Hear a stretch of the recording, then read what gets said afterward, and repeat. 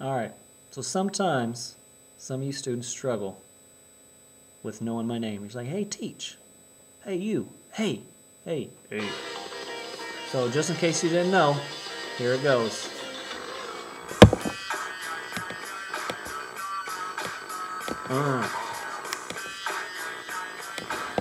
Yep.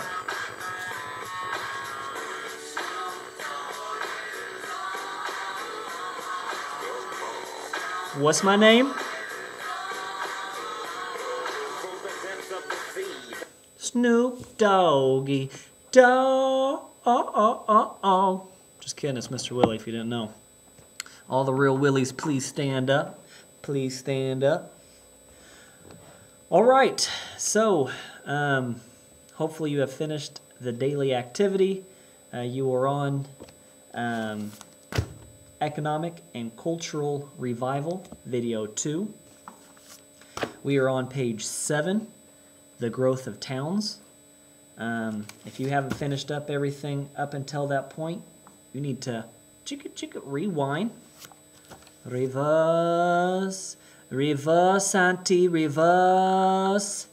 And get all that done. Then come on back to The Growth of Towns.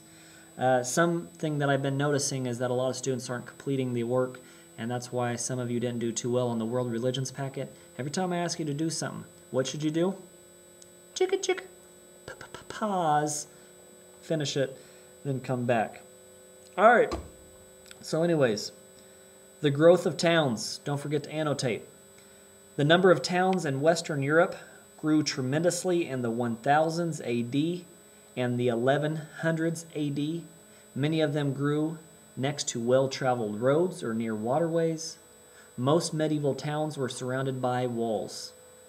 So, thinking about that, why do you think this is? Why is it that you think towns grew next to well-traveled roads and waterways? Also, why do you think there were walls around them? What I'd like for you to do is answer that right here. Why do you think that towns grew next to well-traveled roads and waterways? No, it needs to probably be about a sentence or two long, but answer it. All right, don't forget to pause. So, letter B, because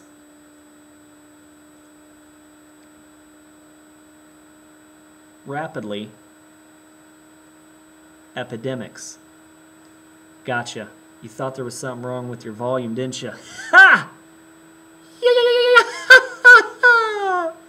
All right, let's go back. Letter B. Because medieval towns had almost no sanitation, diseases spread rapidly and often turned into epidemics. The worst of these was the bubonic plague. Before you move on, I want you to define the word epidemic. Then I also want you to describe what the bubonic plague was. So, define the word epidemic and then describe what the bubonic plague was. Do that, then continue. Letter C. Merchant guilds began in the 12th century AD with the goal of maintaining a monopoly on the local market for its members in most fields. First of all, I want you to understand when anything that says 12th century, that's always like the numerical number below it. So that would be the 1100s. The 19th century would be the 1800s. The 21st century is what we're in today because it's 2012. Also want you to know that guilds were trying to create a monopoly. A monopoly is a business that controls everything. They don't let any other businesses come in. So like say Red Lobster restaurant wanted to create a monopoly. They'd buy up everything in the town and would not let anyone else serve any kind of meal.